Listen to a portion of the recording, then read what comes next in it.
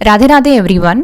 अगर आप चाहते हैं कि आपका आगे आने वाला महीना विच इज़ सितंबर 2025 वो ज़्यादा खुशहाल हो, उसमें आप ज़्यादा अपने आप को आज़ाद महसूस करें, उन्मुक्त महसूस करें, आपके गोल्स अच्छे से कंप्लीट हो, आपके मन में शांति हो, आपके दिमाग में कोई एंजाइटी नहीं हो, टेंशन नहीं हो, तो आज हम उस फ्रेमवर्क की बात करने वाले हैं कि आप अपने मन से क्या अचीव करना चाहते हैं।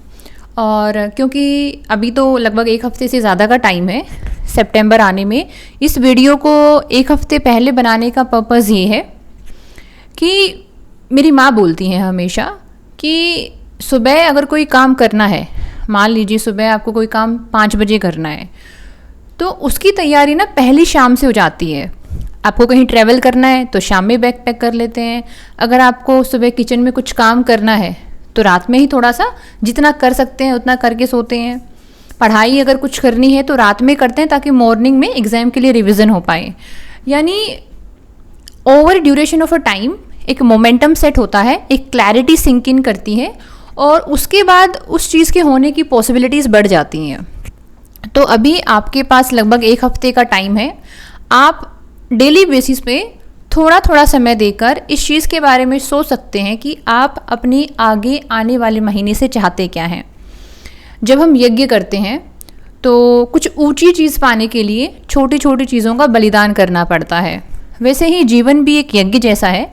अगर आपकी कुछ महत्वाकांक्षाएं हैं, अगर आप कुछ अचीव करना चाहते हैं, चाहे वो मन की शांति हो, चाहे वो फिज़िकल फिटनेस हो, चाहे वो किसी एग्ज़ाम को क्लियर करना हो, या वो अपने आप में खुश रहना हो, अपने आप को संपूर्ण पाना हो, अपने आप को कंप्लीट पाना हो, वो आपकी प्रायोरिटी है, आप क्या चाहते हैं। लेकिन हाँ, किसी भी चीज़ को पाने के लिए उसकी जो कीमत है वो अदा करनी पड़ती है।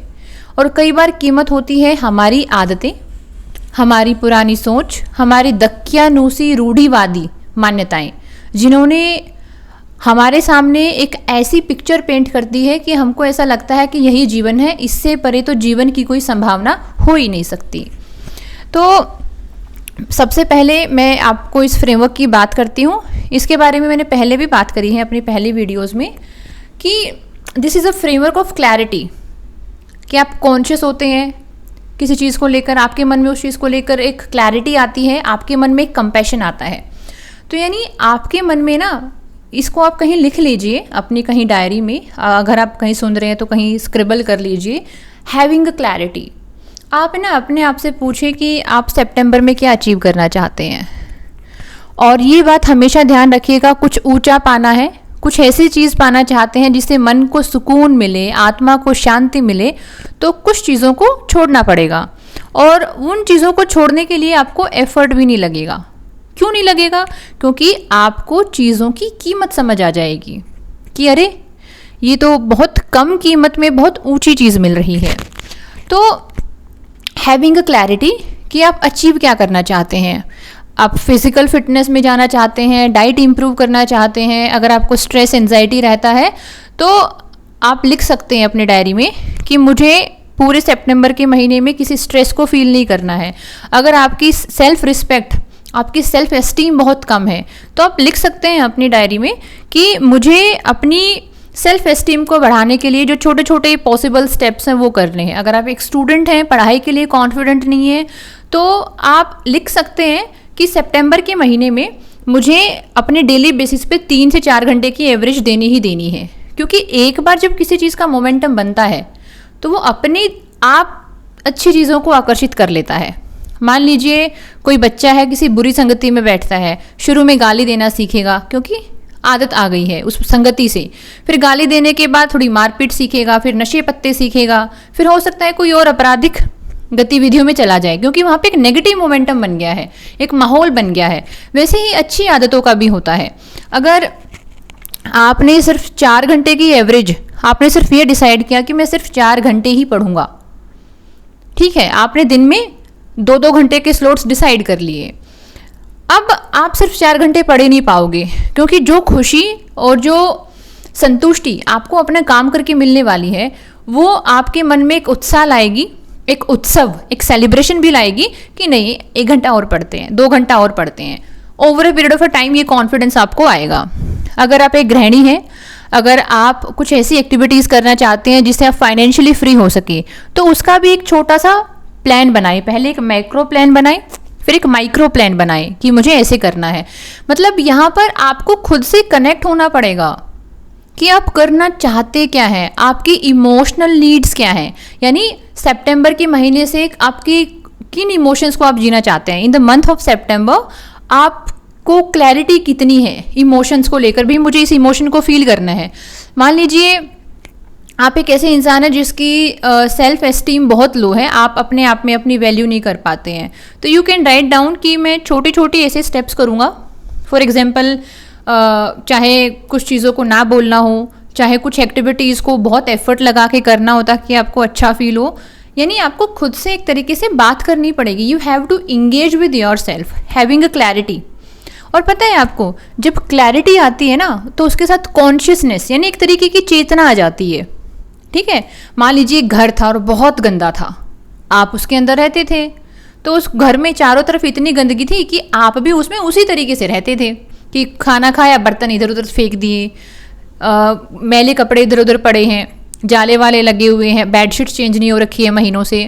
तो जिस घर में आप गए उस घर में आप उसी स्टैंडर्ड से रहेंगे। लेकिन अगर आप एक ऐसे घर में जाएं जहाँ पर लोग बहुत सलीके से रहते हैं, डेली बेसिस पे झाड़ू पोछा हो रहा है, साफ सफाई हो रही है, तो वहाँ पर आपकी हिम्मत नहीं होगी कि आप झूठे बर्तन बिस्तर के नीचे फेंक दें, या आप जाले लगे पड़े हैं और मिट्टी लगे हुए सने हुए गंदे जूते आप घर के अंदर निकाल दें। नहीं, वैसे ही है कि अगर आपने एक बार आप क्लैरिटी लेकर आ गए तो फिर आराम आराम से कॉन्शियसनेस सिंक इन कर जाती है। पता है वो कॉन्शियसनेस क्या होगी कि देखो, हम मॉर्निंग में वॉक करने जाते हैं या मॉर्निंग में हम हाफ एन आवर की एक्सरसाइज करते हैं, आपने एक अच्छी आदत पाल ली है, या आप पढ़ाई करते हैं, या आप अपनी एंजाइटी को दूर करने के लिए मेडिटेशन करते हैं। यानी आपने कुछ अच्छी आदतें पाली और दिन में कुछ टाइम उसको दिया, आपने अपनी कुछ एनर्जीज उसको दी। तो अब क्या होगा, बदले में उसी तरीके की चीज़ें, उसी तरीके की एनर्जी आपकी तरफ अट्रैक्ट होगी, यानी वो आपको और ज़्यादा आकर्षित करेगी। पहले आप एक अच्छी आदत अपना रहे थे, अब आप दूसरी अच्छी आदत भी अपनाएंगे, तीसरी भी अपनाएंगे, क्योंकि अब माहौल बनता जा रहा है। यानी जब चीज़ें सुधरती हैं ना, जो सुधार आता है वो सिर्फ एक दिशा में नहीं होता, it is not unidirectional, ये मल्टी डायरेक्शनल होता है। ठीक है, क्योंकि ऐसा नहीं होगा कि इंसान सिर्फ एक कॉन्टेक्स्ट में समझदार हो जाए और सभी मामलों में बेवकूफ़ रह जाए। समझदार इंसान हर दायरे में समझदार होता है। तो अब क्या होगा, आपके पास जब क्लैरिटी आ गई है तो कॉन्शियसनेस आने शुरू हो जाएगी कि अरे मैं तो सुबह हाफ एन आवर मेडिटेशन करता हूँ और अब ये चुगलियाँ चल रही है यहाँ पे, परिवार में लोग आपस में लड़ झगड़ रहे हैं। नहीं भाई नहीं, मैं इस सभा का सदस्य नहीं बन सकता, ये तो मेरी मानसिक शांति को भंग कर देंगे। या आप एक स्टूडेंट है और आपने आज 4 घंटे की पढ़ाई करी है और अभी आप कहीं बाहर घूमने निकले हैं और आपने देखा कि भाई यहाँ पे 4-5 और स्टूडेंट हैं, आपके सहपाठी हैं, और वो कहीं पार्टी वार्टी कर रहे हैं, कहीं घूमने जा रहे हैं। ठीक है, तो आप बचेंगे उनसे कि नहीं यार ये तो मेरा मोमेंटम ही ख़राब कर देंगे, इनके साथ रहा तो मैं कल भी 4 घंटे नहीं दे पाऊंगा, और आज भी मेरा मन है 4 घंटे में बेशक से पढ़ लिया, थोड़ा रेस्ट लेके मुझे और पढ़ना है। तो आपके अंदर ना वो चेतना आ जाती है, आपको ये समझ आने लग जाती है कि ये चीज़ मेरे परिप्रेक्ष्य में ठीक है और ये चीज़ नहीं है। तो आप बस कॉन्शियसनेस ले आए, मतलब आप एक सिर्फ क्लैरिटी ले आए। आपको कितनी मेहनत करनी है क्लैरिटी लाने की, आपको एक लिस्ट होनी चाहिए। I always maintain a diary जिसमें बहुत साफ तौर पर लिखा हुआ हो ये मुझे चाहिए और ये बिल्कुल भी नहीं चाहिए भाई, मुझे ये चीज़ नहीं चाहिए, और जो मुझे चीज़ चाहिए मुझे उसके लिए एफर्ट करने हैं। तो इससे काम आधा हो जाता है, क्योंकि आपको क्लियरली पता है आपको करना क्या है और क्या नहीं करना है। तो जब आपके पास क्लैरिटी आ गई, कॉन्शियसनेस अपने आप आ जाएगी। अगर आप ईमानदारी से क्लैरिटी लेकर आए हैं और ईमानदारी से उस क्लैरिटी के लिए काम कर रहे हैं, तो वो चेतना, वो कॉन्शियसनेस अपने आप आ जाएगी। और उसके बाद आपको एक समझदारी का काम खुद से ये करना है। अभी तक आप सालों से एक ही तरह का जीवन जीते आ रहे थे, वही पुराने जीवन जीने का तरीका, वही रूढ़िवादी सोच, वही घिसी पिटी बातें। अब आपने बदलाव की शुरुआत करी है, खुद को इम्प्रूव करने की कोशिश करी है, लेकिन पुरानी वाली लाइफ के क्या फुटप्रिंट्स ज़्यादा हैं, जैसे कि हम डिजिटल फुटप्रिंट्स की बात करते हैं, इन्वायरमेंटल फुटप्रिंट्स की बात करते हैं, कार्बन फुटप्रिंट की बात करते हैं, वैसे ही क्या है हमारी लाइफ के फुटप्रिंट है, यानी हमने एक सर्टेन तरीके से अपनी लाइफ को जिया है तो उसका प्रभाव तो हमारे ऊपर आएगा ना। तो ऐसा नहीं होगा कि आपके लाइफ में अचानक से सडन कोई बूम आ जाएगा और सडन आपकी लाइफ चेंज हो जाएगी, नहीं। जैसे नदी है ना, सहज बहती है, सहज बहती है, वैसे जीवन की भी क्या है, नियत जो है, जीवन की जो प्रकृति है, जो नेचर है लाइफ का, वो भी क्या है, सहज है। यानी चीज़ें बहुत ही ट्रांसफॉर्मेटिव तरीके से बहुत स्लोली होती हैं। तो कई बार ऐसा होगा कि आप कहीं ना कहीं क्लैरिटी मिस कर देंगे, कई बार ऐसा होगा कहीं ना कहीं आप कॉन्शियसनेस मिस कर देंगे कि 10 दिन से एक रूटीन फॉलो कर रहे थे और अब 4 दिन से आप आउट ऑफ ट्रैक हो रखे हैं। कुछ दिनों से आपने एक डाइट फॉलो करी हुई थी, या कुछ दिनों से आप मेडिटेशन कर करके बहुत शांत रह रहे थे और अब अचानक से पुरानी अशांति आ गई है, अचानक से आपने लो फील करना शुरू कर दिया है, तो आपको लगेगा अरे सब कुछ तहस हो गया, तहस नहस हो गया, I am back to the square one. लेकिन ऐसा नहीं है। उस समय पे आपको जो एक चीज़ हेल्प कर सकती है दैट इज़ कंपैशन, यानी खुद के लिए एक सहानुभूति होना, खुद के लिए एक प्रेम भाव होना। कि मान लीजिए एक छोटा बच्चा है, उसको आपने ABCD क ख ग लिखना सिखाया, उसने लिखा भी, लेकिन एक पॉइंट के बाद उसने गलती कर दी क्योंकि वो भूल गया था या क्योंकि उसकी इनफ ट्रेनिंग नहीं हुई थी उस चीज़ के कॉन्टेक्स्ट में। तो अब है ना, आपको उसको माफ़ करना है और उसको प्यार से गले लगाना है कि कोई बात नहीं, मेरा बच्चा, गलती हो गया तो क्या हो गया, हम फिर से सीख लेंगे। दिस काइंड ऑफ कंपैशन खुद के लिए, वो आपको विंग्स देता है, आपको मुक्ति की उड़ान देता है। तो अब मैं चाहती हूँ कि आप इस फ्रेमवर्क को, इवन मैं भी, आप भी, as a family member, as a community, कि हम इस फ्रेमवर्क को, which is a 3C, first is having a clarity, the second is having a consciousness and then third is compassion, कि आप ना खुद के लिए एक प्रेम अपने लिए ले पाएँ कि कोई बात नहीं बच्चा, आज आउट ऑफ ट्रैक हो गए या 2 दिन से आउट ऑफ ट्रैक चल रहे हैं, कोई बात नहीं, हम एक बार फिर से थोड़ी सी कोशिश करेंगे, हम एफर्ट करेंगे, कोई बात नहीं। छोटा बच्चा चलता है, बहुत बार गिरता है, लेकिन फिर भी हम उसको वो इनकरेजमेंट, वो साहस हमेशा देते हैं। वही साहस हमें अपने लिए भी रखना है। इसको बोलेंगे सेल्फ लव, कि खुद के लिए हमारे मन में एक तरीके का प्यार है। तो ये तो मैंने आपको एक फ्रेमवर्क की बात करी। एंड आफ्टर दिस फ्रेमवर्क, जो एक स्पिरिचुअल डोमेन में बहुत ही फेमस चीज़ है, फेमिलियर चीज़ है, वो ये है कि अपने मंथ को ब्लेसिंग देना। ये थोड़ा सा अनसुना सा चीज़ होगा आपको, क्योंकि ये डोमेन में बहुत ज़्यादा फेमस नहीं है। इसमें हम क्या करेंगे कि जब आपने ये डिसाइड कर लिया है कि मुझे ये काम करना है, इतना खुश रहना है, इतना हेल्दी रहना है, इतनी पढ़ाई करनी है, इतने काम करने हैं, आपकी जो भी गोल है, आपने जब वो गोल अपने लिख लिए हैं जो आप चाहते हैं, अभी आपको डेली बेसिस पे जब भी आपको समय मिले, जब आप बहुत शांत हों और जब आप मेडिटेशन करना चाहें या प्रे करना चाहें, तो ना आप उन चीज़ों को अपनी तरफ से ब्लेस करें। यानी कि आई एम सो हैप्पी कि मेरी पढ़ाई बहुत अच्छी हो रही है, ये खुद से बोलना।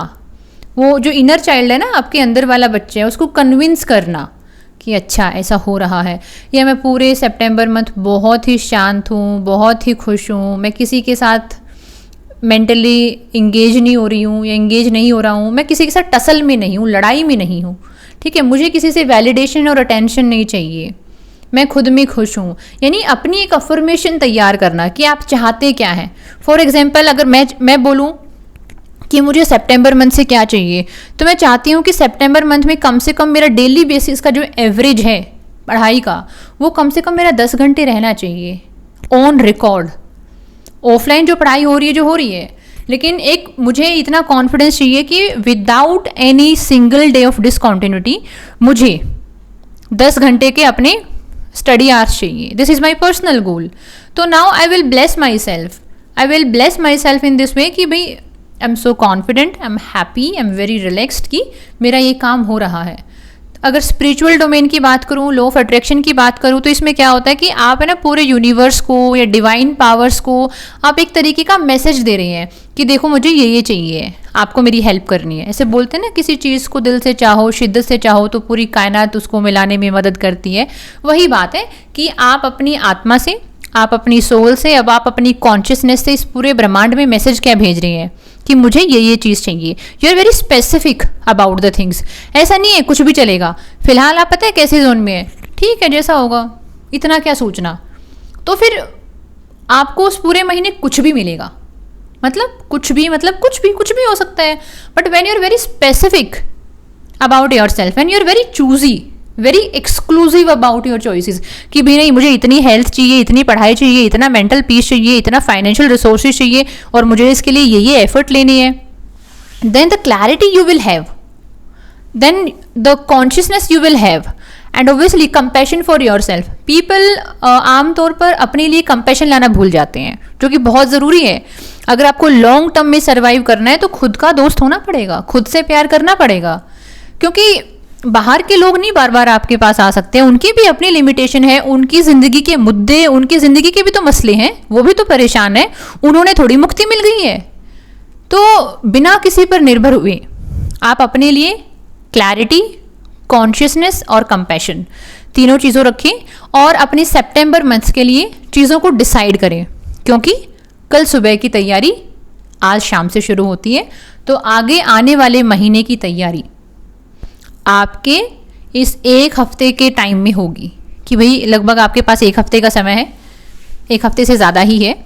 तो आप अपनी डायरी में लिखें कि क्या आप चाहते क्या हैं, इरादे क्या हैं, आपके इंटेंशंस क्या हैं, क्यों चाहिए और कैसे मिलेगा, फ्रेमवर्क क्या है। एक होता है मैक्रो प्लानिंग, फिर उसी में जाएंगे तो एक माइक्रो प्लानिंग कि काम ये करना कैसा है। और हमेशा याद रखिएगा कि जैसे जब हम कोई बहुत खूबसूरत नया घर बनाते हैं ना, मान लीजिए 50 लाख लगा के आपने एक बहुत आलीशान घर बनाया है, तो आप ना उसमें पुराने घर का टूटा फूटा गला हुआ सामान नहीं रखेंगे। वैसे ही है जब आप अपने जीवन को नया बनाते हैं, अभी तो जीवन बीमार है ना, पुरानी सोच है, डिप्रेशन है, एंजाइटी है, गोल पूरे नहीं हो रहे हैं, टारगेट्स कंप्लीट नहीं हो रहे हैं।